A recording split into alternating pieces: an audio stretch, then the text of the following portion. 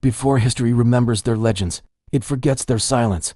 Cleopatra ruled at the moment ancient Egypt exhaled its final breath. Centuries later, the Habsburgs clung to power by sealing blood within blood, mistaking repetition for survival. One dynasty faded beneath Rome's shadow, the other slowly weakened behind palace walls. Bound by tradition and a fear of change, both believed that simply enduring meant eternity. Both were wrong. This isn't a story of sudden collapse or dramatic, fiery endings. It's a story of quiet decline of ceremonies that continued long after their meaning was lost, of bodies that began to fail, and of worlds that were already adjusting long before anyone dared admit they were living at the end of an age. This is how empires truly fall, not with a bang, but with a whisper. Stay tuned as we explore these forgotten histories. They remember her as a seductress. History reduced her to eyeliner, silk robes, and the curve of a smile that bent empires to her will. But Cleopatra was not born to romance. She was born into decay. By the time she first opened her eyes beneath the sun of Alexandria, Egypt was already dying slowly, quietly, and beneath layers of ceremony older than memory itself. Temples still stood, priests still chanted, the Nile still flooded, but the power that once commanded gods and kings had begun to fade, breath by breath. Cleopatra did not rule the height of Egypt. She ruled its final exhale. Her world was one of marble halls built over ancient bones, of Greek words spoken in Egyptian lands, of gods worshipped more out of habit than faith. The pharaohs of old had commanded eternity. Cleopatra inherited only survival. She was the last of the Ptolemies, a dynasty foreign by blood yet desperate to appear divine. They were Macedonian Greeks ruling a civilization thousands of years older than themselves, clinging to rituals they barely understood. They married their sisters, crowned themselves as gods, and spoke to the people through interpreters. Cleopatra would do something different. She learned the language of the land. She studied its history. She listened. But listening alone could not stop time. Egypt had once ruled the Eastern world. Now it balanced uneasily between rising Roman ambitions and internal collapse. Grain fed Rome. Gold drained south. Decisions were made far away by men who had never walked along the Nile at dusk. The throne Cleopatra inherited was not a seat of power, it was a liability. Her father had ruled by bribery and weakness, paying Rome to leave Egypt alone just a little bit longer. When he died, the kingdom he left behind was fragile, indebted, and divided. Cleopatra was only 18 when she was crowned. Her co-ruler was her younger brother, a child shaped by advisors who feared her intelligence. Within months, she was exiled, driven from Alexandria, not by enemies at the gates, but by whispers inside the palace. Eunuchs, generals, and courtiers moved pieces on a board they thought they controlled. Cleopatra fled east into the desert, sleeping in tents, planning her return beneath stars that had watched dynasties rise and fall long before Rome even existed. Egypt waited, and then Rome arrived. Julius Caesar entered Alexandria not as a conqueror, but as a creditor. Egypt owed Rome a fortune, and Rome had come to collect. The city trembled with unrest, streets filled with soldiers and smoke. The palace became a fortress. Cleopatra knew this was her moment toward her end. She did not march an army. She carried herself, smuggled into the palace, wrapped in cloth like cargo. She emerged before Caesar not as a queen demanding power, but as a ruler who understood timing. She spoke calmly, strategically, not of love, but of stability. Egypt, she argued, could still be useful. Caesar listened. The war that followed was brutal and ugly, fought not for Egypt's soul, but for Roman advantage. Fire consumed parts of Alexandria. The great library, already diminished, suffered further loss. Ancient knowledge turned to ash while politicians calculated outcomes. Cleopatra won her throne back, but victory came at a cost. She ruled now not as an independent monarch, but as a client of Rome. Her power survived only so long as it was convenient. Her son with Caesar was a symbol, dangerous, fragile, and constantly watched. When Caesar was murdered in Rome, the ground shifted again. Cleopatra returned to Egypt alone, older, sharper, and painfully aware that survival now required aligning with another Roman giant. This time, it was Mark Antony, a man of indulgence, excess, and fading ambition. Together, they staged a vision of Egypt reborn. Gold-drenched ceremonies, divine imagery, the illusion of ancient power restored. But beneath the spectacle, Rome tightened its grip. The world was changing too fast. Octavian, cold and methodical, watched from a distance. He did not believe in gods or queens. He believed in order. The final conflict was inevitable. That Actium, Fleets burned beneath a sun that had witnessed Egypt's rise long before Rome dreamed of empire. Antony's forces collapsed. Cleopatra fled. History later called it cowardice. In truth, it was realism.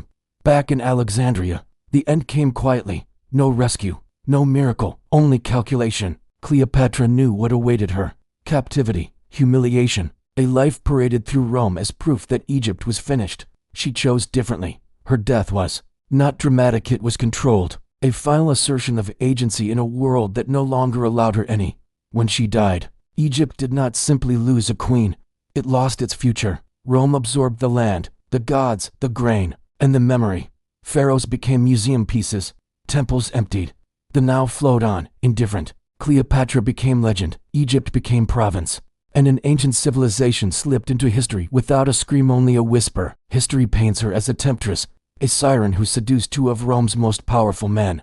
But that story, written by her enemies, is a shadow. The truth is far more complex and infinitely more brilliant. This is the story of the last queen of Egypt, a ruler who fought for her kingdom not with beauty, but with an intellect so sharp it terrified an empire. This is the real Cleopatra. Her childhood unfolded inside a palace that seemed eternal from the outside, but felt profoundly unstable within. The walls of Alexandria's royal quarter were thick with marble and gold, but beneath the splendor, fear was the currency of the court. The Ptolemaic dynasty was a nest of vipers, where siblings murdered siblings, and poison was as common as perfume. Survival depended on watching every silence as carefully as every word. She was born Cleopatra VII, one child among many in a family that believed power should never leave the bloodline. For generations, the Ptolemies had married brother to sister, imitating the ancient pharaohs without ever truly belonging to their world. They called themselves gods, yet ruled like nervous foreigners, clinging to customs they barely understood. Incest wasn't a scandal in this house, it was policy. Children were raised knowing their future spouses might also be their siblings. Affection was a liability. Trust was fatal. Love was irrelevant. What mattered was legitimacy, and that came from keeping the family tree a closed loop. Cleopatra learned to be careful early on. Her father, Ptolemy XII, was weak and indecisive. His people mocked him, calling him the flute player for his love of music and his complete inability to rule. When a rebellion finally erupted, he fled Egypt, abandoning his daughters to the chaos. Cleopatra watched power vanish overnight. It was a lesson that never left her. A throne isn't permanent. It's rented, day by day, and the rent is always due. When her father returned, he did so with Roman legions at his back, and the price was steep. Egypt would now pay Rome, feed Rome, and obey Rome. The kingdom's independence had become a memory. Cleopatra absorbed this harsh reality not with despair, but with a cold, clear focus.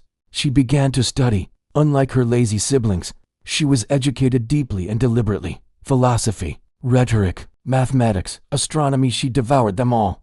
But her most powerful weapon was language.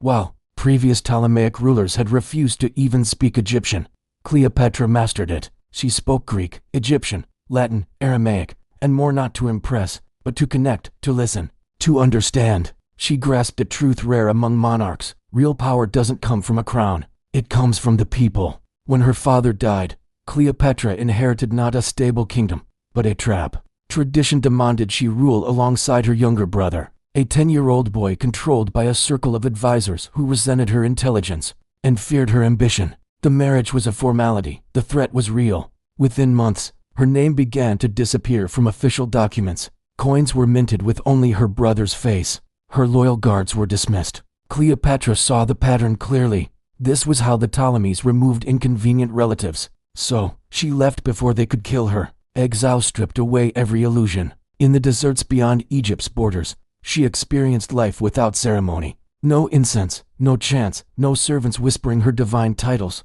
There was only wind, sand, and calculation. She didn't weep for her lost throne, she planned for it. Then, Julius Caesar arrived in Alexandria. The city was a powder keg.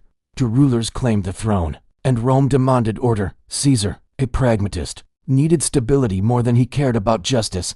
Cleopatra understood this perfectly. Her famous entrance, smuggled into the palace wrapped in a carpet, wasn't just dramatic theater, it was a brilliant strategic move. By appearing before Caesar alone, vulnerable yet utterly composed, she reframed the entire conflict. She wasn't a rebel begging for help. She was the solution presenting herself, Caesar saw in her what her enemies had missed: sheer, undeniable competence. The war that followed was brutal. The streets of Alexandria flooded with blood. The great library burned. Egypt paid yet again for Roman interests. When the dust settled, Cleopatra emerged victorious. Her brother was dead, drowned in the Nile while trying to flee. She was queen again, but she now ruled a different Egypt, one watched constantly by Rome, measured carefully, and tolerated only because it served Roman needs. Her relationship with Caesar produced a son, Caesarion, whom she presented not merely as an heir, but as a living bridge between two worlds, the son of Caesar, the future pharaoh of Egypt. Rome did not welcome that bridge. When Caesar was assassinated on the Ides of March, Cleopatra's world collapsed once more. She fled Rome, returned to Egypt swiftly, eliminated her domestic rivals quietly, and for a brief, fragile moment, ruled alone. Then, Mark Antony entered her life. Their alliance was intoxicating, a whirlwind of legendary feasts, public spectacle, and divine performance. They presented themselves as the new Isis and Osiris. To Rome, it looked like hedonistic decadence. To Cleopatra, it was camouflage.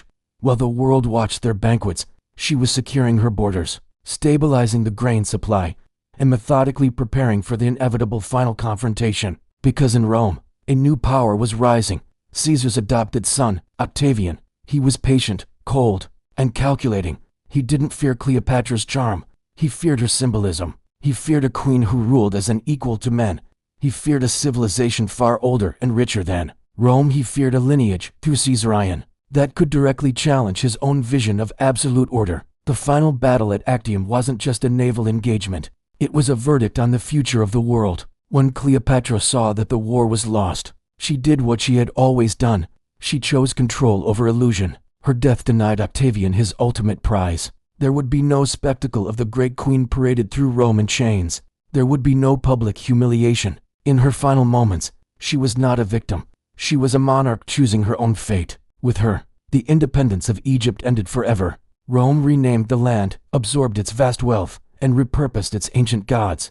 The temples decayed. The language faded. What had once been the axis of civilization became just another province. Cleopatra became a myth, and history, written by the victors, called her a seductress. They reduced her genius to her gender, her political strategy to her sexuality. Why? Because it was far easier to tell that story than to admit the truth, that she was the last ruler who understood what Egypt truly was, and the only one who came close to saving it. Cleopatra came to power knowing she was standing at the end of something ancient, a world that was already crumbling long before her birth. The decline of Egypt didn't start with Rome, or even with the extravagances of her own family, the Ptolemies. It began slowly, almost invisibly, as power drifted away from the temples and the fertile fields, moving into distant capitals that didn't understand the sacred rhythm of the Nile. For millennia, pharaohs were gods because they fed the land. Grain sprouted, the floods were measured, and the seasons obeyed ancient rituals. Under the Ptolemies, Egypt was still a breadbasket, producing incredible abundance. But the meaning behind it all had thinned out. The rituals continued, but belief had become performance. Cleopatra understood this hollowness better than anyone. It's exactly why she leaned so heavily into symbolism. When she presented herself as the goddess Isis, it wasn't just vanity. It was a necessary political strategy. Rome, the new superpower, respected force, not tradition. If Egypt couldn't dominate them on the battlefield, it would have to dominate them psychologically.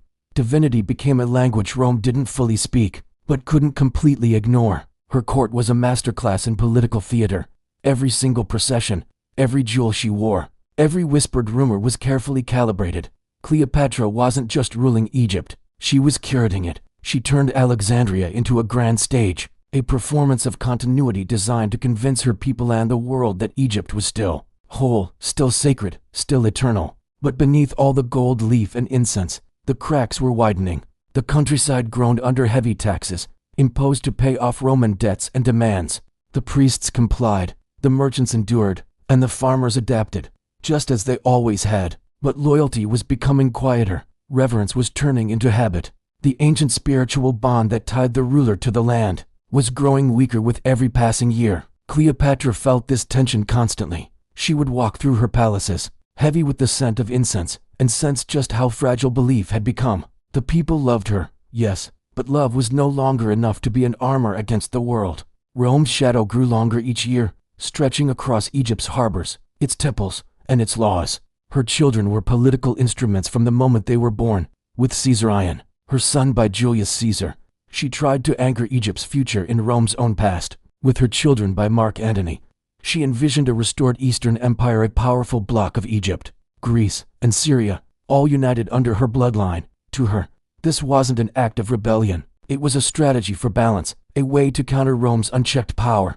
But to Octavian, Caesar's heir in Rome, it was an unforgivable threat. Rome transformed Cleopatra into an enemy not because of what she did, but because of what she represented. A woman who ruled without apology, a queen who refused to kneel, a civilization that refused to die quietly. Propaganda became as important as military strategy. In Rome, poets and politicians went to work, twisting her image. She was no longer a brilliant monarch, but a foreign seductress. No longer intelligent, but cunning and dangerous. No longer strategic, but immoral and decadent. Rome couldn't defeat Egypt's thousands of years of history, so it decided to discredit it. Cleopatra heard the rumors long before the final battle at Actium. She knew how Rome prepared its people for conquest by dehumanizing the enemy first. Still, she pushed forward. To retreat now would have been a slow-motion surrender. At the Battle of Actium, her fleet was enormous but fragile. Loyalty among her commanders was mixed. Supplies were running thin. When the moment came, and the sea filled with fire and chaos, Cleopatra saw something with brutal clarity that others could not. This was not a battle that could be won. She ordered a retreat not out of fear, but out of cold, hard calculation. Antony followed her, and with that single decision, history hardened against them both forever. Rome would later call it cowardice. In truth, it was recognition that terrifying instant a ruler understands the future no longer belongs to them. Back in Alexandria, Cleopatra prepared for the end with the same discipline she had used to rule. She did what she could to secure her children's safety. She methodically tested poisons. She kept negotiating even as Octavian's forces closed in, exploring every option: survival, exile, surrender, and discarding each one that demanded her humiliation. When Octavian finally marched into Alexandria, the city was already silent. The great temple stood open but empty. The people watched from the sidelines without resistance, exhausted by centuries of transition. By this point, Cleopatra wasn't just defending Egypt alone. Egypt itself had let go. Her death was not a romantic tragedy. It was a deliberate, political act. By choosing the manner of her own end, she exercised the very last piece of sovereignty she had left. Rome could take Egypt's land, its grain, its ports, but it could not control her final image. After she was gone, Egypt was reorganized for maximum efficiency. Its gods were archived. Its ancient rituals were preserved as historical curiosities. The Nile still flooded, but no ruler would ever again be divine enough to embody its power. Cleopatra faded into legend, and over time, that legend softened her sharp edges. But beneath all the stories of beauty and betrayal, there lives a much sharper truth. She was the final, brilliant expression of a civilization that had already looked in the mirror and accepted its own mortality. While the pharaohs of Egypt slipped into the quiet pages of history, far to the north, another dynasty was tightening its grip on blood, land, and time itself. They didn't rule over vast rivers or endless deserts. They ruled over marriage. The Habsburgs didn't conquer Europe with armies. Not at first. They married it, generation by generation. They meticulously stitched territories together through carefully arranged unions. They bound crowns with vows and treaties with wams. Their motto was simple and chilling in its confidence: let others wage war, you, happy Austria, marry. And for a long time, it worked astonishingly well. From a modest Swiss lineage, the Habsburgs rose slowly, methodically, until their name echoed from Vienna to Madrid, from Prague to Brussels. Kings became cousins, queens became aunts, inheritance became destiny.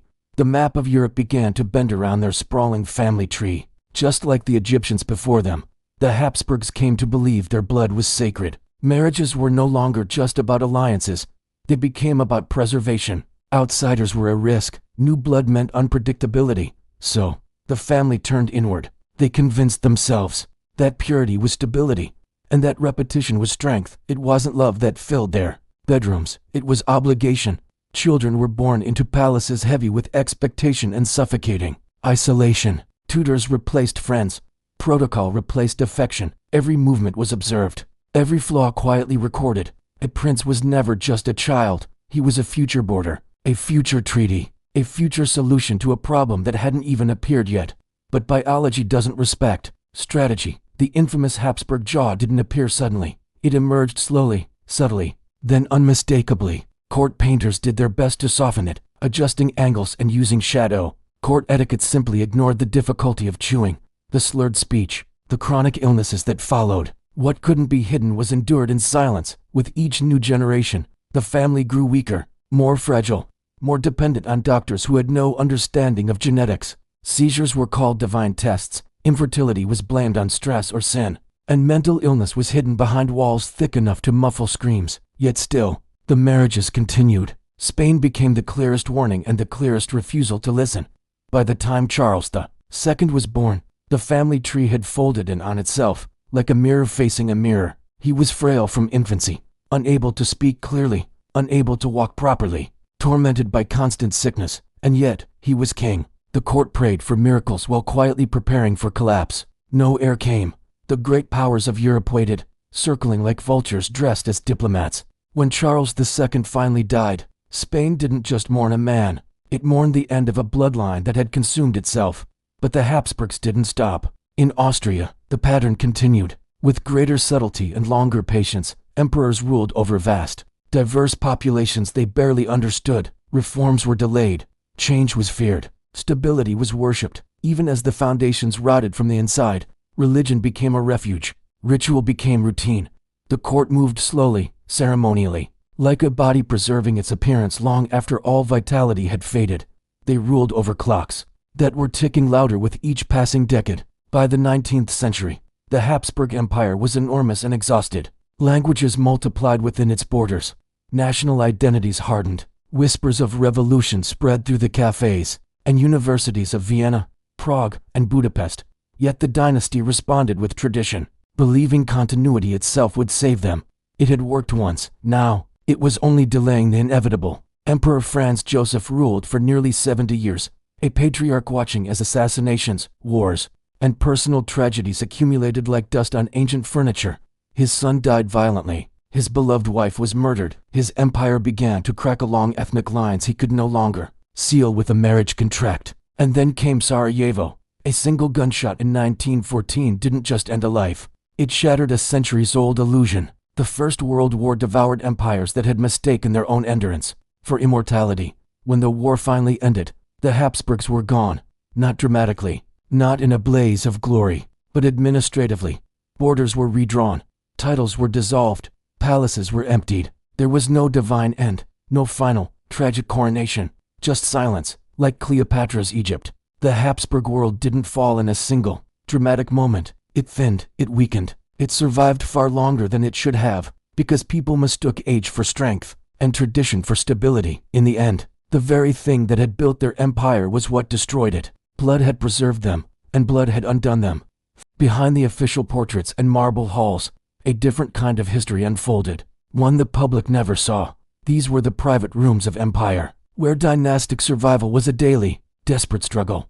Bedrooms didn't smell of perfume, but of medicine. Royal nurseries echoed not with laughter, but with coughing. In private chapels, prayers were whispered not for wisdom or justice, but for basic survival. Royal doctors learned to move carefully, knowing that a blunt diagnosis could cost them their careers. They softened their language, delayed prognoses, and stretched thin strands of hope into what looked like certainty. For the children born into these powerful families, pain was a normal part of life long before duty. Habsburg infants, wrapped in fine silk, were monitored like delicate experiments. Every small irregularity was noted down. Every sign of weakness was quietly feared. Tutors had to adjust their lessons around the children's constant fatigue. Chefs modified entire meals for jaws that struggled to chew properly. Public appearances became carefully rehearsed performances, choreographed to minimize any potential embarrassment. No one dared to speak the word heredity. It was the great, unspoken truth. Instead, they spoke of God. Illness was framed as a divine test, a noble burden, a holy mystery. The idea that their own marriage strategy was the root cause of their suffering was simply unthinkable. To admit that would mean admitting that centuries of alliances had been a catastrophic mistake, and empires do not confess their errors easily. The ancient world, Cleopatra's world, had understood bloodlines symbolically, but the Habsburgs understood blood literally, and they feared it just as much. This fear created a childhood defined by isolation. Princes and princesses rarely played freely with other children. They were taught to observe from a distance, rather than to participate. Emotional restraint was praised as a virtue. Curiosity was only tolerated if it served the interests of governance or faith. Loneliness became their quiet, constant companion, a burden they learned to carry without complaint. And in that profound silence, mental illness flourished. Conditions we now name and treat anxiety, depression, paranoia were once endured as personal failings, as weaknesses of character. Some heirs became deeply religious, retreating into prayer as the only form of intimacy they were allowed. Others grew cruel, lashing out at servants and attendants who had no way to defend themselves. Above all, none of them were ever allowed to be ordinary. Marriage, when it finally came, offered little relief. Spouses were chosen for the purity of their lineage, not for compatibility or affection. Love was irrelevant, fertility was everything. The failure to produce heirs was met with a relentless pressure that bordered on obsession. Women bore this burden most heavily. Habsburg archduchesses entered marriages fully aware that their bodies were political instruments. Repeated pregnancies weakened them. Miscarriages were endured in private, then publicly denied or ignored. A woman's worth was measured in the number of healthy sons she could provide, not in her own survival. Cleopatra, for all the danger she faced, had chosen her own partners. Habsburg women were rarely granted that choice, but the men were no freer. Princes were expected to embody absolute authority while navigating their own fragile health and the immense weight of expectation. Showing emotion was a sign of weakness. Admitting fear was shameful. The pressure to continue the dynasty, to ensure its survival, pressed down on them until some of them inevitably cracked. Yet, these private struggles rarely changed public policy. The empire continued its slow, lumbering march forward, ruled by men who were increasingly disconnected from the people they governed. Charisma was replaced by bureaucracy. A ruler's presence was replaced by paperwork. Decisions that required swift action took years to make.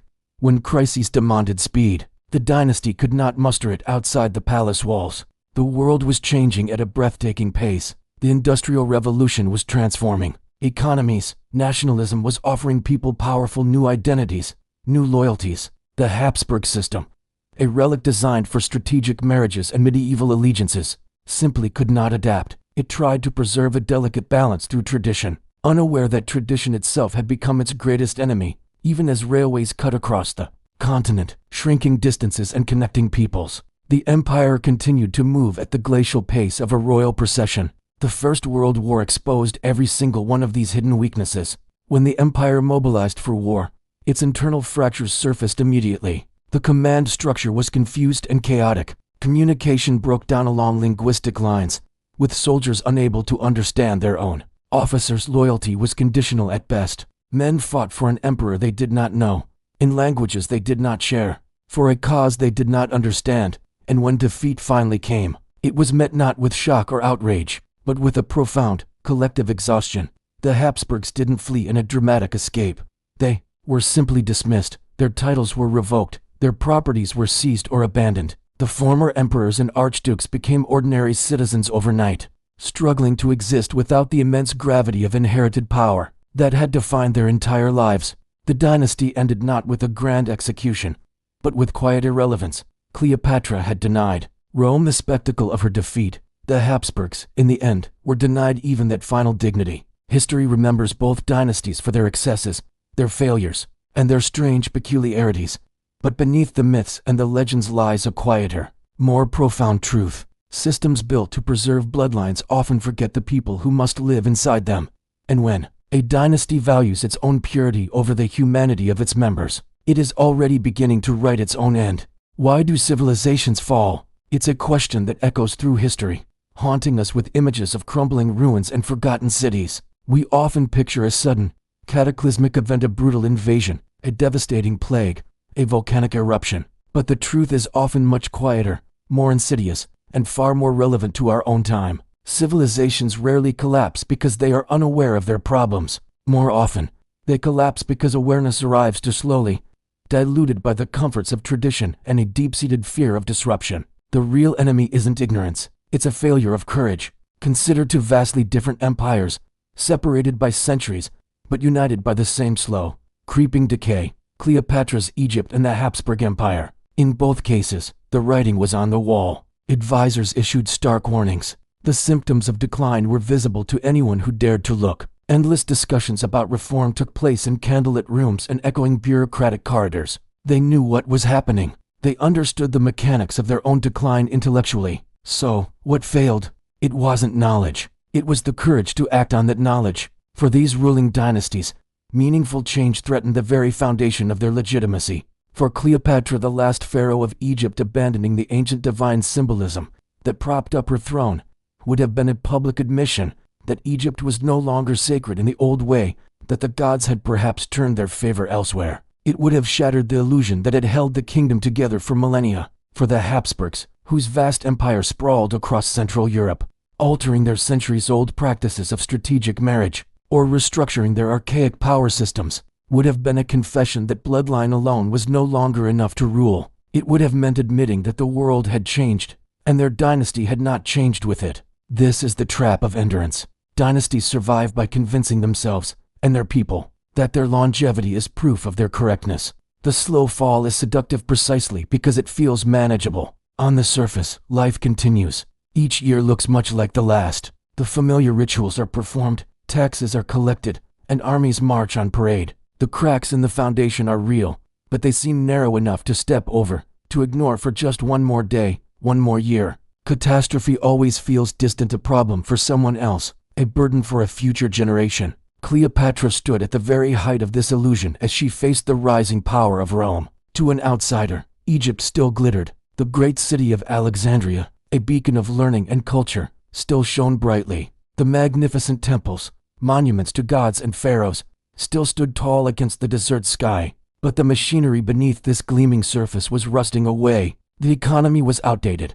The military was dependent on foreign mercenaries, and the entire state was hollowed out by decades of compromise with a stronger foreign power. Egypt was a beautiful, elaborate facade, held up by Roman approval. The Habsburgs lived inside an even longer, more complex illusion. Their empire miraculously survived for centuries, not through strength, but by adjusting just enough to avoid immediate collapse. It was a masterpiece of political inertia. Reforms did come, but they were always too little, too late. Concessions were made to restless ethnic groups, but they were always incomplete, never satisfying anyone. The emperor's authority lingered, a ghost in the halls of power, but it grew thinner with each passing year. For the Habsburgs, stability wasn't just a policy, it became an addiction, a psychological necessity that prevented any truly transformative action. They were addicted to the status quo, even as it was slowly killing them. When a system is in slow decay, the people living inside it adapt in remarkable ways.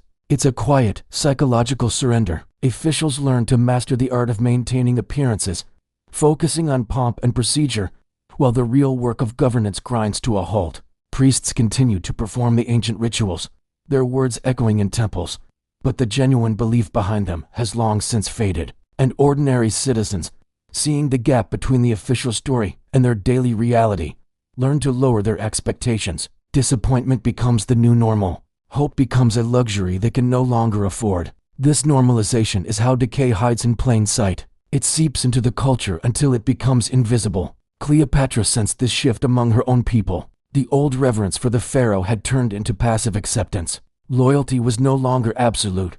It had become conditional, dependent on peace and bread. The will to resist the inevitable Roman takeover faded, not because Rome was utterly irresistible, but because the internal wellspring of hope had run dry. People had stopped believing in an independent Egyptian future. The Habsburgs sensed a similar change in their subjects centuries later. As the 19th century progressed, vibrant national identities, Hungarian, Czech, Serbian, Polish, grew far stronger than any abstract loyalty to a distant emperor in Vienna. People began to imagine their futures not within the framework of the old dynasty, but in new nations of their own. They stopped seeing themselves as subjects of an empire and started seeing themselves as citizens of a nation yet to be born. By the time the rulers in their gilded palaces finally noticed this profound psychological shift, it is almost always too late. The emotional contract between the ruler and the ruled has been broken. At this late stage, attempts at revival often become desperate and theatrical. As Egypt's real power weakened, Cleopatra's divine imagery grew grander and more elaborate. As the Habsburg court's authority shrank, its ceremonies became more rigid and ostentatious. This explosion of pageantry is a classic symptom of terminal decline. It intensifies precisely when the substance of power has vanished. History often misreads this as arrogance or delusion, but more often than not, it is the last, desperate act of a system trying to convince itself that it still matters. There is a particular sadness in this kind of long, drawn-out decline. It's quieter than a sudden collapse, less dramatic, and in some ways, more humane. But it is also more cruel. Generations are born, live, and die inside a system that promises continuity, but delivers only stagnation. They inherit the obligations of the past without the possibilities of the future. Children born into these twilight eras don't witness a dramatic collapse. They witness waiting. They grow up in a world holding its breath. Cleopatra's son, Caesarion, fathered by Julius Caesar, is the perfect symbol of this tragedy. He was born into a role of immense symbolism, the potential uniter of East and West, but it was a role he could never fulfill. The world had already moved on. After Cleopatra's death, he was quietly and efficiently eliminated by the Romans, a loose end to be tied up, removing even the memory of an alternative future. The heirs of the last Habsburg emperors experienced something similar, though less violent. Their futures dissolved as the empire thinned around them. They were trained for roles: emperor, archduke, field marshal, that vanished before they could ever assume them. And then, when the final collapse arrives, it feels strangely familiar, almost anticlimactic. The end of the Habsburg Empire in 1918 wasn't a single, fiery explosion. It was a slow deflation. Borders shifted on maps, imperial titles were dissolved, new currencies were printed, and people, who had been psychologically preparing for this moment for years, adapted faster than anyone expected. The world doesn't end. It simply rearranges itself around the new absence. The great empire was gone, and life, for the most part, went on. What remains, in the end, are the stories we tell. Cleopatra survives in myth, not just as a historical figure, but as a powerful symbol. Rome needed a seductive, dangerous villain to justify its conquest, and she played the part perfectly. The Habsburgs survive in dusty archives and academic books because a modern Europe, built from their empire's ashes, needed to explain where it came from. In both cases, they are remembered far more vividly than they were experienced by the people who lived through their slow decline. The slow fall denies us the satisfaction of a clear narrative. There is no single moment to mourn, no obvious villain to blame. Responsibility is dispersed across centuries, across countless small decisions and failures to act. And perhaps that is the most unsettling truth of all. Civilizations don't always die in fire and fury, through betrayal or invasion. Sometimes, they die of patience. They die because they wait, and hope, and pretend, until there is nothing left to save. History rarely remembers decline as it was lived. Instead, it reshapes it, making it more comfortable, more dramatic, and a lot more flattering to those who survived it. Think about it. Cleopatra becomes a legendary seductress rather than a brilliant strategist. The Habsburgs are remembered as eccentric relics, not as the head of a system that governed millions of people for centuries. Our collective memory loves to focus on personalities instead of processes.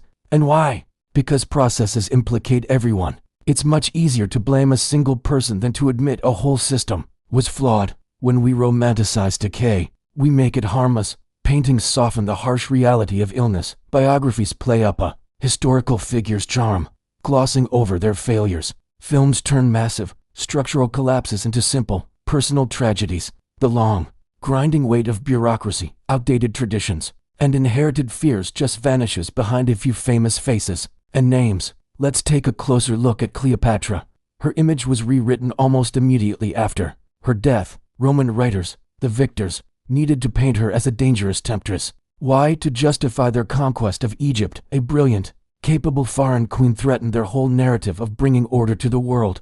So, by turning her into the embodiment of temptation, Rome preserved its own sense of moral authority, and centuries later, that myth still sticks because it is a much simpler story than confronting the uncomfortable truths of imperialism. The Habsburgs faced a different kind of historical distortion.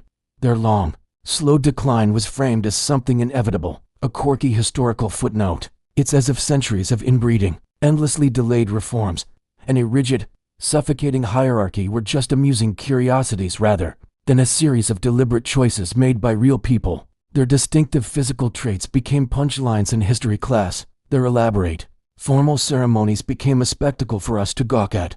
Laughter replaced accountability. But for the people actually born into these systems, life was anything but a theatrical spectacle. They lived incredibly constrained lives, shaped by decisions made long before they were even born. They inherited identities they couldn't refuse and responsibilities they couldn't escape. A legacy isn't chosen by the people who have to carry it. It's assigned to them. Cleopatra, perhaps, understood this better than most. She actively tried to control her own legacy through powerful symbolism, strategic alliances, and ultimately, through the way she chose to die. The Habsburgs, on the other hand, rarely seemed to try. They just trusted that their long tradition of continuity would speak for itself. They were genuinely surprised when it didn't. After a great power collapses, memory shatters into a million pieces. Today, tourists walk through the grand palaces where, just a few centuries ago, silence was a strict rule of protocol. Museums display magnificent crowns, but often without the context of the power and responsibility they once represented. School books summarize entire centuries in a few short paragraphs, smoothing over all the messy complexity and turning history into a clean, simple timeline. What gets lost in all of this is the texture, the real feeling of the past, the smell of candle smoke lingering in endless, drafty corridors, the sound of a persistent cough from behind a heavy, ornate door, the suffocating feeling of waiting for the world to change, while knowing, deep down, that it probably won't. This is exactly why what some people call boring history is actually so important. It restores that lost texture. It lingers on the details that the textbooks rush past. It helps us understand what decline actually felt like for the people living through it, rather than just focusing on how it ended. It recognizes that the most significant transformations in history often happen quietly, without grand banners or bloody battles. Cleopatra's Egypt didn't fall just because of one woman's choices, no matter how dramatic they were. The Habsburg Empire didn't collapse just because of a single assassination in Sarajevo. They fell because their entire systems, which were designed for permanence, resisted adaptation for so long that adaptation eventually became impossible. But our collective memory prefers to forget that part, because forgetting absolves the present. By turning historical decline into entertainment or a simplified myth, we avoid asking uncomfortable questions about our own fragility. We study ancient ruins without ever imagining ourselves living inside them, facing the same slow decay. Yet, every civilization, at least for a little while, believes it will be the exception to the rule. Cleopatra believed the deep, ancient roots of Egyptian civilization would protect it forever. The Habsburgs believed that time itself was on their side, that their dynasty was eternal. They were both wrong, but that doesn't mean they were foolish. They simply trusted in systems that had worked for so long that they had started to feel permanent. It's a powerful lesson, reminding us that nothing is truly forever, and that the stories we tell about the past shape how we see our own future. Have you ever felt like you're living in a completely unique time? A moment in history unlike any other? It's a common feeling. Every present moment believes it's special, different from all that came before. But what if I told you we're often just repeating familiar patterns, just with new names and new technologies? This is precisely why the stories of historical giants like Cleopatra and the Habsburg dynasty refuse to stay buried. They feel almost uncomfortably recognizable, don't they? It's not because our modern societies look like ancient Egyptian courts or sprawling imperial dynasties. We don't have pharaohs or Holy Roman emperors in the same way. The resemblance is much deeper, more subtle. It's in our shared habits of delay, of justification, of quiet, collective denial. We see problems on the horizon, but we tell ourselves they're not as bad as they seem, or that someone else will fix them. Think about this. Decline rarely ever announces itself with a loud bang. It doesn't march in with a banner that says failure. Instead, it creeps in, disguised as normalcy. It feels like just another Tuesday. Let's look at Cleopatra's world. When she ruled, the great institutions of Egypt were still functioning. The temples held their ceremonies, the markets were bustling with trade, and the annual flooding of the Nile brought life to the land. Everything felt reassuringly familiar, stable. The rituals of power and daily life continued, creating a powerful illusion that everything was fine. Now, fast forward a couple of millennia to the Habsburgs. Their empire was a modern marvel for its time. It had extensive railway networks connecting its vast territories, prestigious universities producing brilliant minds, powerful armies, and a complex system of laws and bureaucracy. To the people living inside this massive, sophisticated system, the idea of collapse would have seemed completely implausible, almost laughable. It was the very definition of permanent, until, one day, it wasn't. From the inside, from the perspective of the people living through it, endings don't look like grand, dramatic finals. They just look like a series of inconveniences. A new tax that's a bit too high, a political squabble that's a bit too loud, a supply chain issue that's a bit too persistent.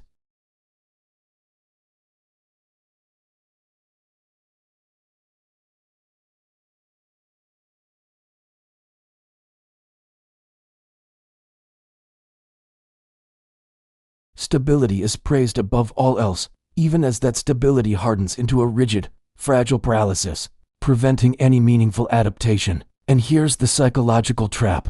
The true and lasting inheritance of any long-standing empire or system. The longer a system lasts, the more deeply it becomes embedded in our minds, the harder it becomes to even imagine life without it. It's not just a political or economic structure.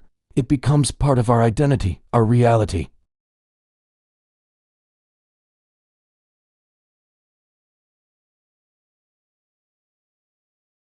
She saw the loyalty of her Egyptian subjects beginning to soften, to fray at the edges, but it hadn't vanished completely. The old ways still held sway. The Habsburgs encountered a similar phenomenon.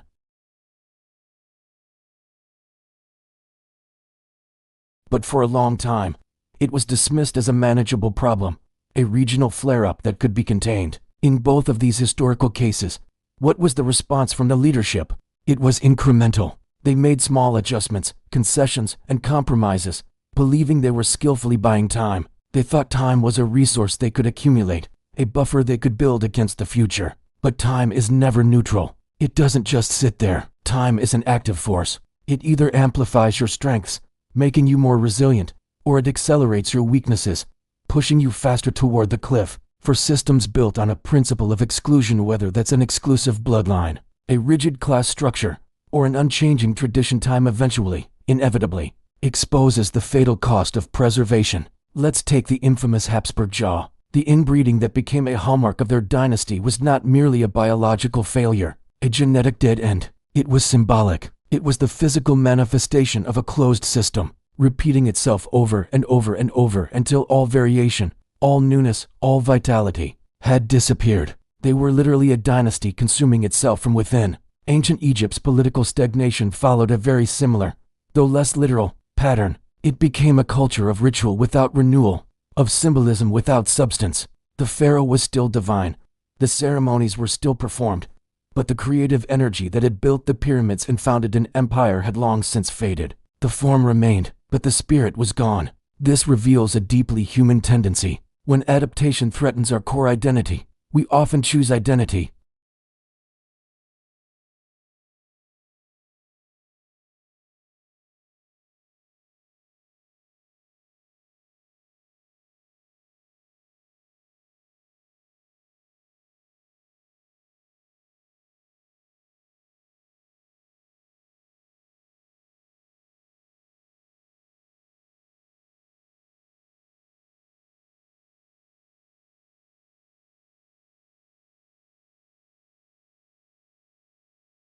Cleopatra's dramatic death did not stop the Nile from flowing or the sun from rising over Egypt. The world didn't end, and when the last Habsburg emperor abdicated his throne, the great cities of Vienna, Budapest, and Prague did not crumble into dust.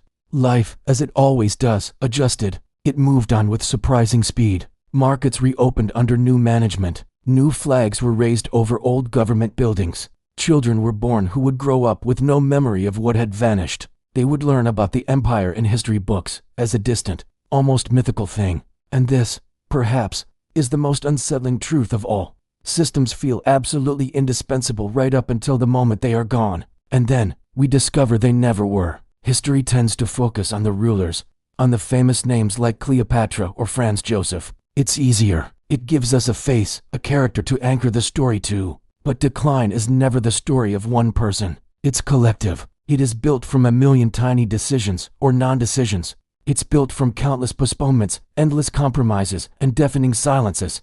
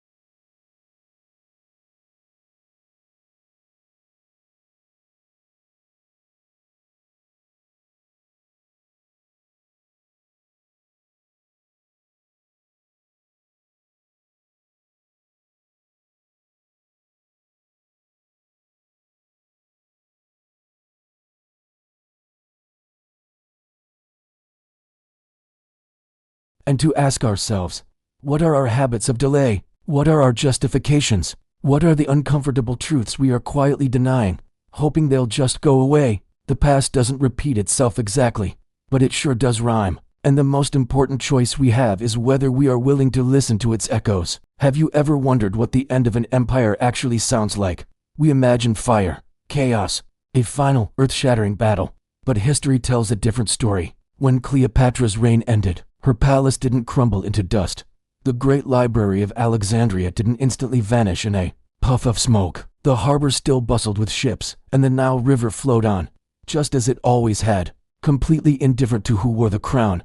Egypt didn't collapse in a grand, cinematic spectacle. It was absorbed, it was reorganized, renamed, and recalibrated. That's how real endings often feel, not like a sudden stop, but like a continuation under a new name, with different labels. Rome didn't arrive as a conquering horde, but as a new management team. They weren't executioners, they were administrators. Think about it. Taxes were recalculated, government officials were reassigned, even the gods were cataloged, their divine power reduced to an item on a spreadsheet. What had once been sacred, the very soul of a civilization, became purely logistical. For the everyday person, this change was slow, almost imperceptible at first. They noticed the difference reluctantly, as the meaning slowly drained from symbols they had once believed were eternal and unshakable. The vibrant colors of their world just seemed to fade to gray.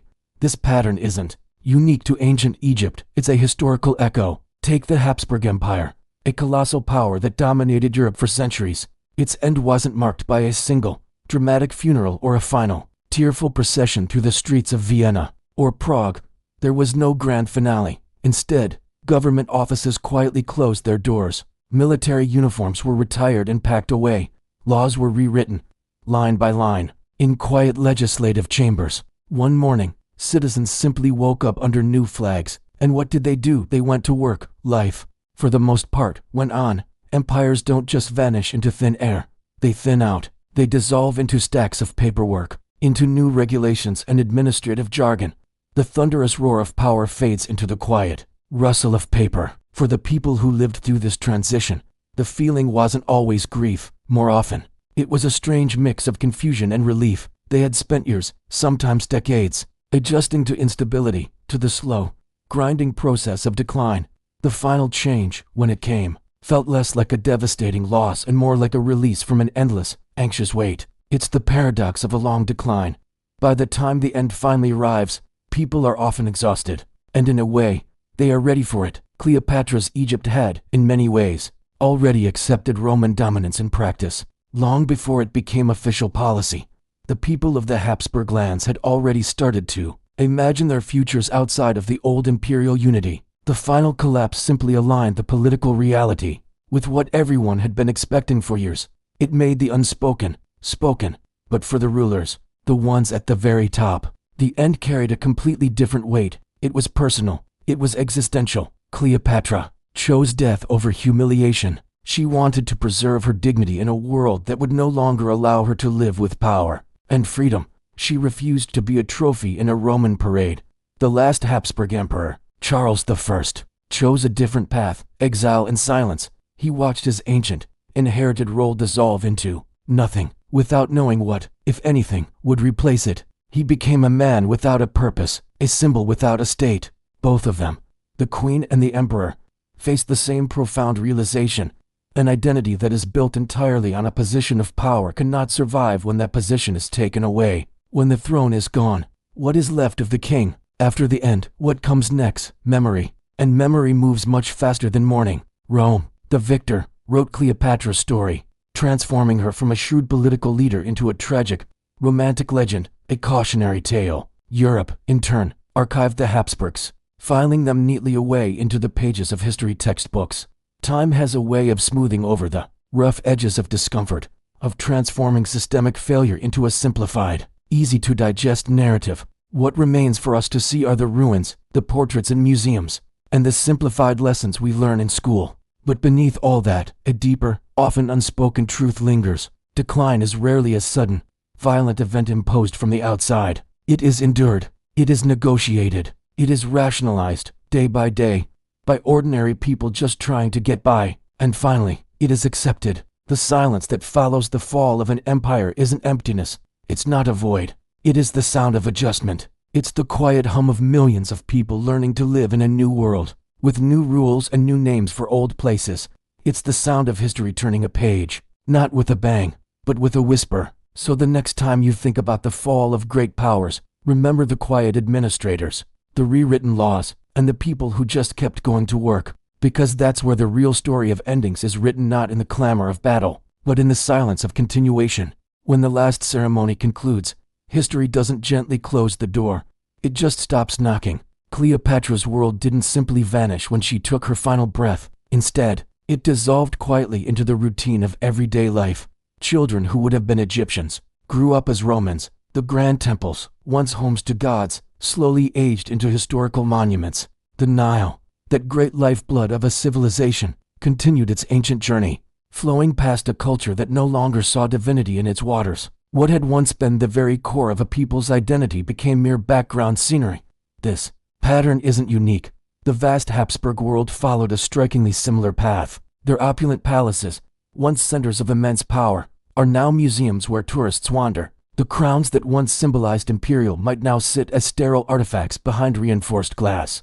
Titles that commanded armies and shaped nations became simple surnames, spoken without a hint of th. Our former authority. The intricate machinery of empire was dismantled, piece by piece, screw by screw, until only memory was left to suggest it had ever truly mattered. This is how dynasties truly end, not with a bang, not in a blaze of glory or destruction, but through a slow, creeping, quiet irrelevance. What makes these endings so unsettling isn't their finality, but their unnerving familiarity. They show us just how easily we mistake permanence for stability. They reveal how often we use the comfort of continuity to avoid the difficult work of change. And they demonstrate how slowly, almost imperceptibly, people realize they are living inside a conclusion, the final chapter of a story they thought would never end. Cleopatra and the last Habsburg emperors lived centuries apart, in worlds that shared very little on the surface.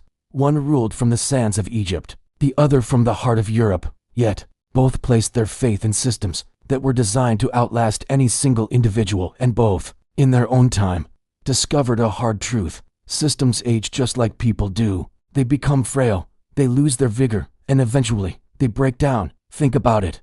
Bloodline alone cannot preserve meaning forever. A name, no matter how revered, loses its power when the world it belonged to is gone. Tradition, no matter how sacred, cannot stop the relentless march of time. When a society's entire identity depends on inheritance, on what is passed down, it becomes incredibly fragile. It shatters the moment that inheritance loses its value in a changing world. When authority relies solely on repetition, on doing things the way they've always been done, it falters when that repetition becomes an empty, meaningless ritual. History doesn't punish this failure to adapt. It doesn't pass judgment. It simply observes, a silent, patient witness. And so the lesson it leaves behind for us isn't a dramatic one, filled with heroes and villains. It's a patient one, a quiet one. It teaches us that civilizations don't fall because they forget who they are. They fall because they refuse to imagine who they could become. They cling so tightly to the past that they suffocate their own future. Long after the banners have been folded away and the great names are archived in dusty books, life continues. It becomes simpler, quieter, adjusted to a new reality. The world doesn't mourn for long. It doesn't stop to weep for fallen empires. It adapts, because adaptation is a force of nature far older and more powerful than any empire could ever hope to be. And in that calm, steady continuation, in the simple act of life going on, lies the final, profound truth of all these long, epic histories. Nothing ever ends loudly when it has already been fading for centuries. The final moments are almost always silent, a whisper after a long, slow decay. It's a reminder for all of us, in our own lives and in our own time. What seems permanent today could be a memory tomorrow. The key isn't to hold on tighter, but to learn how to evolve, how to change, and how to imagine a different future.